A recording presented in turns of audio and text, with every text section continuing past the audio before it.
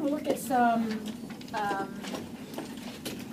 general shapes and some end behavior right now. So take a look at this function. We've seen it before, right? Can somebody with your hand show me what it looks like? Yep, I see some hands back there doing the right thing. This is what that exponential looks like. 2 to the x, 3 to the x, 8 to the x. The one you memorized, your BFF, was e to the x, but e is just a number of 2.7, so this is it. Now, in terms of end behavior, we're talking about what happens to the function as x approaches infinity and negative infinity. Well, what happens as x approaches positive infinity? As we go further and further to the right, what's happening to our y values? They're going to infinity. But what about to the left? What's happening to our y values as we go to the left? Getting closer to 0 from the top, right? Okay. Now, we talked about this, I think, on Friday. What happens to the picture when you change the sign on x in any function, but here specifically? Flips over the y-axis. So the shape is going to look like this, right? This is an example of what we call exponential growth. As time goes on, think of this as a population. As time goes on, what is happening to the population? Growing big time, right? This is an example of what we call exponential decay. As time goes on, what is happening to the population? Decreasing, right? So end behavior for this one. What happens as we head toward positive infinity? What is, as x goes bigger and bigger and bigger, what is happening to your y value? Getting closer to 0. How about negative infinity? As we go back this way, what's happening to your y value? Negative infinity, or positive infinity. Right? It's shooting up.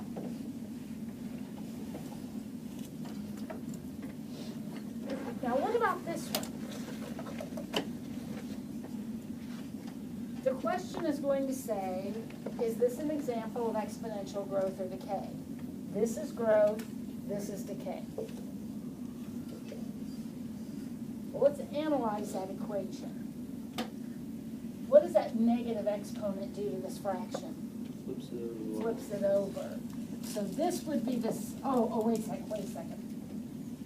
What does the negative exponent do to the fraction? Not to the graph, but to the actual fraction.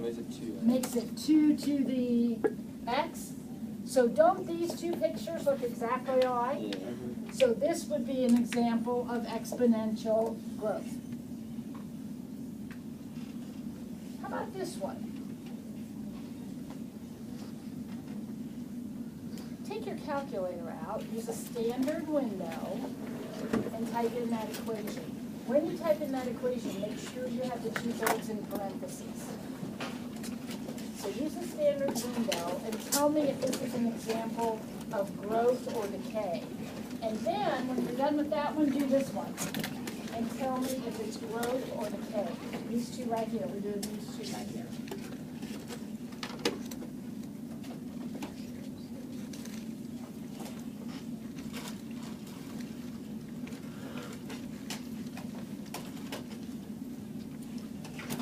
Standard window should be fine. Are you getting a picture?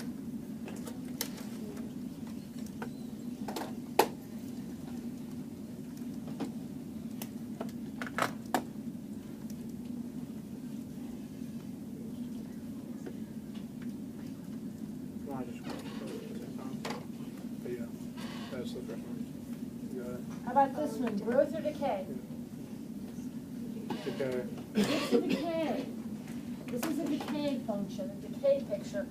Take a look at this one, though. What's that one? Growth. That one's growth.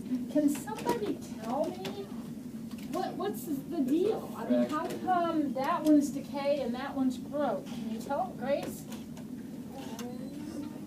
What? I said never mind. Trevor? It's because that one's like you're fractioning every time. You you have 2/3 of it. Exactly. Trevor said, he hit it right on the nose. He said, look, this means, like if you let x be 1, you'd have 2/3, and if you let x be 2, it'd be 2/3 squared, and so on. Each step you take, you're multiplying by another 2/3, right? So it's just, And what happens when you multiply something by 2/3? It gets smaller and smaller and smaller. so if the fraction is less than 1. Here, we are multiplying by 3/2, so it's getting bigger and bigger and bigger. So Dan hit it on the head. He said, look, if the base of the fraction is less than 1, then as we go down the line, we're going to keep getting smaller and smaller. If the base of the fraction, or the base of the exponent, the base of the exponent is bigger than 1, then as we go down the line, we're going to get bigger and bigger. Did it happen here? Well, this, remember, was 1/2 to the x. So did it happen here and here? Yeah. When the base is bigger than 1, we get bigger. When it's less than 1, we get smaller. What happened here, though? Be careful. That base is less than 1, but we still ended up with a growth situation because why? Because the negative exponent turned the base over, right? So you have to pay attention to your exponent. So when I look at this one, without graphing it, my immediate thought is, well, 3/2 is bigger than 1, so that's going to be growth. But then I notice this, which turns it into this, right? Which means that would actually be a decay problem. Got it? Okay. Next. Oh shoot, I meant to do a quick review problem. Let's do it now. From Friday. See if you remember, you had a couple of these in your homework.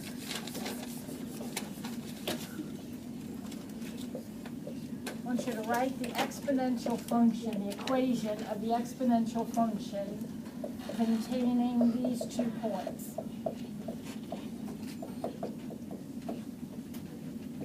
Okay, we did this on Friday. Who remembers how we write the equation of an exponential function? What do we start with? Victoria? That's our framework, right? That's our foundation. And we start with the number that's got a 0 in it, right? So here we go. That's x, that's y. So 1/3 equals a times b to the 0. And Alexis, what's the beauty of that? Why did we want to start with 0? This is just 1. So 1/3 equals a. Do you have to show steps there, or can you just say 1/3 every time or something? If you can say 1/3. Okay. So now I know my equation is 1/3 b to the x, because a is 1/3. So what do I do now? Plug in the second point again, x, y. So 25/48 equals 1/3 b to the second.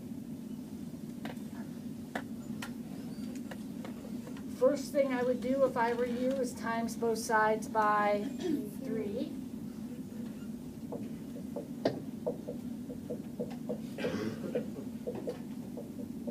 Leaving me with 25/16. And then I will square root, leaving me with 5/4. So the answer to the equation, remember, this is what you got to put down in the answer blank. The answer to the equation will be y equals 1/3 times 5/4 to the x. Growth or decay? Growth. Why? The base of the exponent, that's all I care about. The base of the exponent is bigger than 1. Right. Okay, there was a hand up back there. Who had a hand up? And why do we never combine the fractions? Because that one has an exponent and this one doesn't. Okay. Now now, let's look at a couple problems in our book. On page 287, we're going to look at number 42, but we're going to try to do it without our calculator. It says use a grapher, and we will eventually, but let's see if we can do this without our calculator. First of all, BFF-wise, does anybody see a resemblance between that thing and one of our BFFs? What number is that? 44? 42, 42. I think. Yeah. Think of your BFFs. This is probably the one we used the least. It's a logarithm, right? This is your logistic function. Okay, so we're going to spend some time in the coming days with our logistic function. Anybody just kind of show me in the air what's a logistic function look like? Oh, it has the bottom and then It the is sandwiched between two horizontal asymptotes. Some of you are looking at me like you have no idea what I'm talking about. Remember your BFFs. Get those notes out. They're back on page like 100 in the book, somewhere back there. You need to remember those. We're going to sketch this thing. Now, this is we're going to try to do with our calculator. So let's just kind of think about this for a second. I want you to imagine that x is a really big number. In other words, I'm talking about end behavior. As x gets really, really big, so think of it as 1,000,000. What happens when you take 0.2, that's 0.2 to the 1,000,000th power? It's really small, right? We just talked about that. If your base is a number less than 1, when you raise it to bigger powers, it gets smaller and smaller, right? So this is getting really small. If you let x be a zillion, this would be just about 0, wouldn't it? So what you would have left, if x is really, really big, what you would have left here is 0, so you would basically be left with 18. If x is a really big number, this is going to disappear, virtually. And you're going to be left with 18 over 1. Now, on the other hand, what if x went this way, was a negative number? Now, think about this for a second. If you take 0.2 and raise it to, let's say, the -1000th power, what does that negative do? So instead of this, that's 2 tenths, right? So instead of being 2 tenths, it would be 10 halves, or 5 to the 1,000th. Tell me about 5 to the 1,000th power. Big.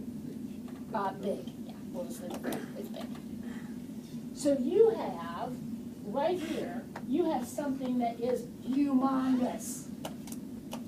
So you have 18 divided by humongous. Tell me about that fraction. small. Very small. Getting smaller every minute, right? So that asymptote is at 0. If x is a negative number, this curve is approaching 0. If x is a positive number, this curve is approaching 18. This number, for future reference, is called the limit to growth. And you can understand why.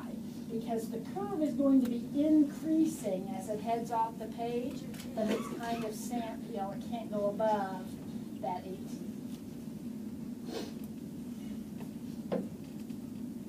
Okay.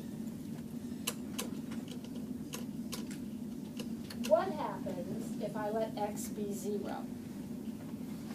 This is going to give me my y-intercept, right? So let's let x be 0. So I have 18 over 1 plus 5 times 0.2 to the x.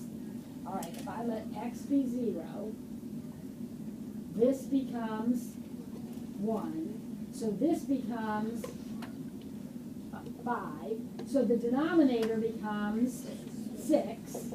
So my intercept is at 3. So I have a curve that's coming along like this.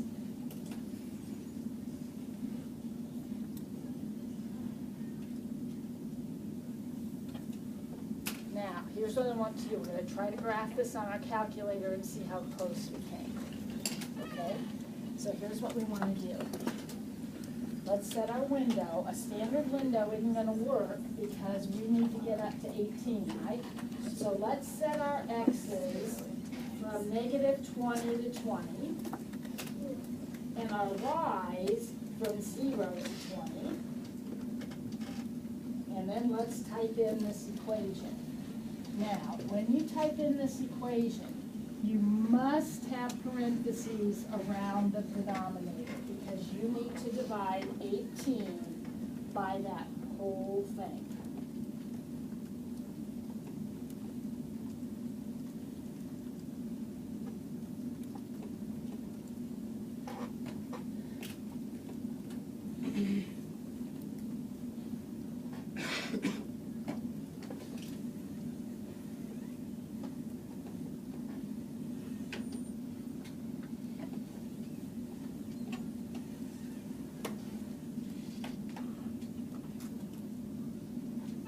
Sort of see this. It's a little hard over here because it looks like maybe nothing's graphing, but it is graphing here, and then it shoots up and follows along. On my calculator, anyhow, I don't see this asymptote, but I see the curve, heading out that way. Do you? Is it like a really steep incline? It is because of the x's I used. Okay? All right, well, that was easy enough. All right, good. All right, let's try the next one. Number 46.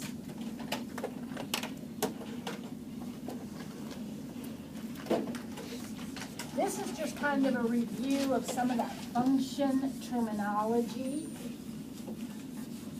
just to make sure you remember. So our equation is 4 times 1/2 to the x. That's our equation. And we want domain, range, etc. Basic shape. Not asking you to plot points, but give me a basic shape. Growth or decay? Okay. Decay. So it's got a shape that looks like this. Domain. Oh, reals. How about range? It's less than 0. Y is greater than 0. Here's 0. Y is going to be greater than 0. Continuity. Would you say this is continuous? Is this function continuous? Yep, no asymptotes or holes to break it up. It's continuous. Increasing or decreasing? This one is decreasing, right? If it were a growth function, it would be increasing, but this one happens to be decreasing. Does it have any symmetry? No. Would you say it's bounded? Below. Below. It's definitely bounded below by 0. It's got a floor, but it doesn't have a ceiling. Extrema. Are there any tops of hills and bottoms of valleys? No. Asymptotes. Does it have any asymptotes? 0. Yes. Y equals 0 is an asymptote. The curve is getting closer and closer and closer to it. End behavior. That's the limit as x approaches infinity and the limit as x approaches negative infinity. Well, we talked about this with a couple other problems a minute ago. As you're going to positive infinity, as x is going to positive infinity, what's this curve doing? Closer to 0. getting closer to zero from the top. It's coming down, down, down, down, down towards zero. What's the curve doing as x goes to negative infinity? Infinity. There's its end behavior. All right, everybody, remember those words. You're comfortable enough with those words? Now, 56 to 58. I have assigned these. These are word problems. And I'm going to do as many of them right now as I have time to do. So look at 56 to 58. Which one would you like to do first? The 57. Which one? 57. Remember, bacteria in a petri dish is given by this. So they are not asking you to come up with the equation.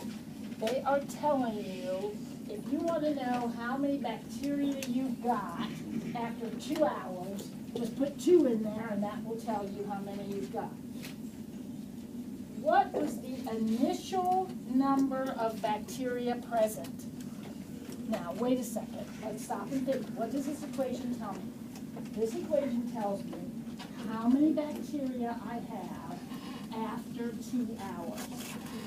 So after 6 hours, I would put in a 6, and that would tell me. How many did I have when the experiment started? What would I do? Put 0. Put in 0 for t. Because if you're talking about the beginning, t is going to be 0. And if you put in 0 for t, what does your exponent become?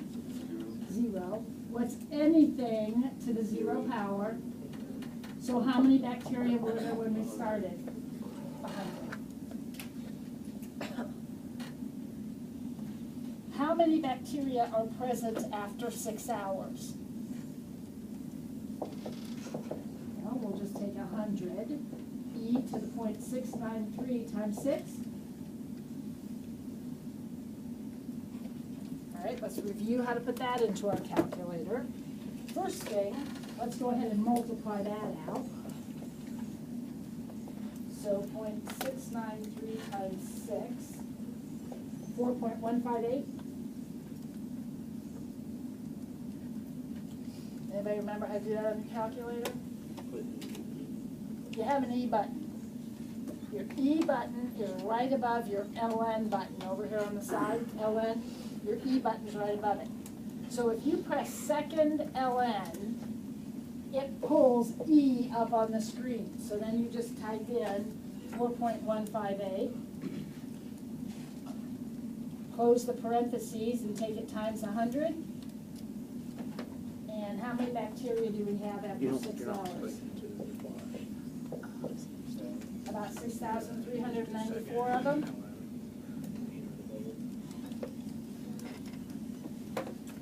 Everybody see that number? Mm-hmm.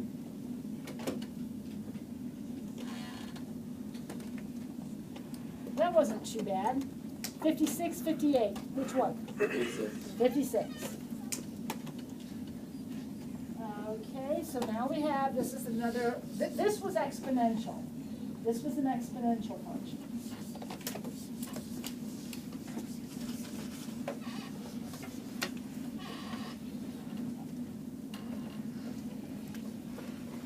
Now we have a logistic function.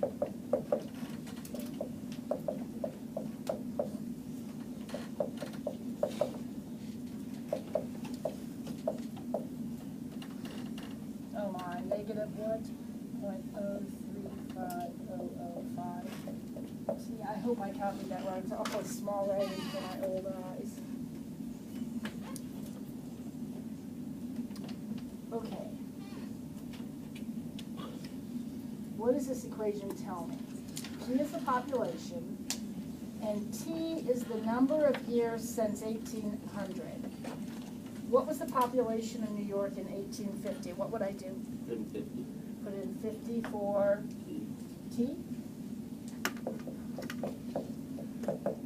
Everybody okay with that? Now I'm going to type this into my calculator.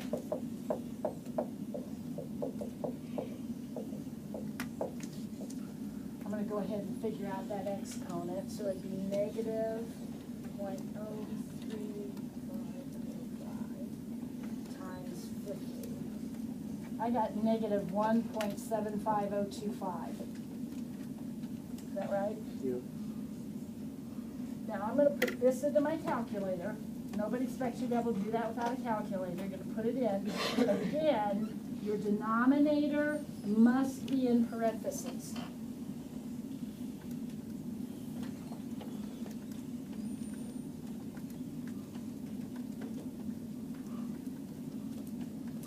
And remember, to get E, you do second LN.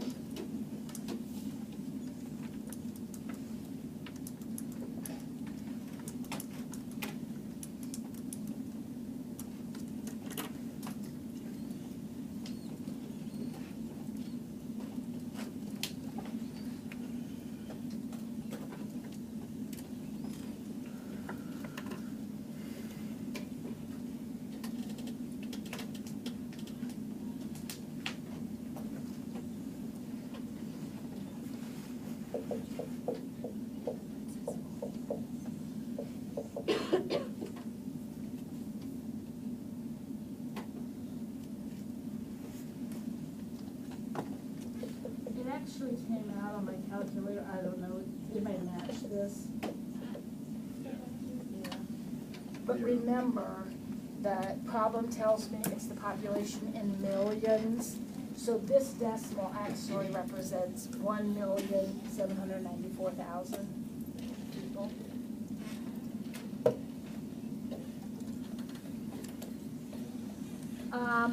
Wouldn't B be the same thing?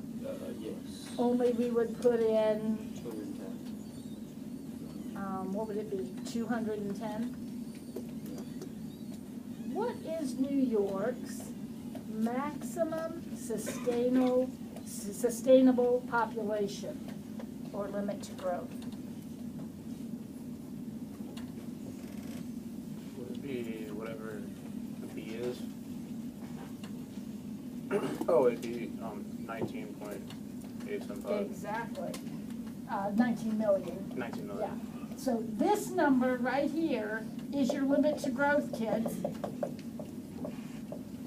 Can somebody explain that? We went through it a few minutes ago. Can somebody explain that to me? If you can explain it, I'll shut up for the day.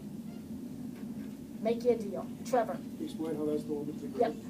Well, if you put in a 0 for t, then you multiply the exponent times 0, then that's going to be e to the 0 power, and that's going to be 1.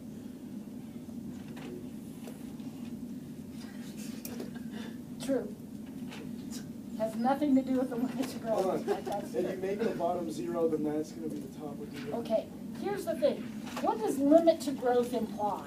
That's what That at some point, I'll ask you, at some point down the road, so let T go on and on and on and on. So 200 years, 800 years, a billion years.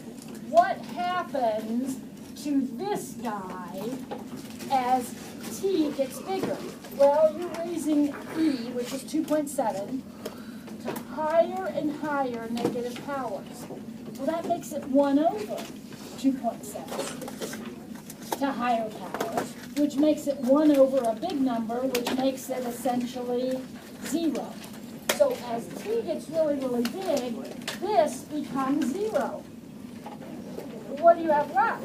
That over 1. So that's your limit to growth. All right, well, I've done a couple homework problems for you. Do that, one round, you'll be fine. Tomorrow, we'll continue this conversation. Math is tomorrow. Did you see the sign that hit you in the head when you walked through the door?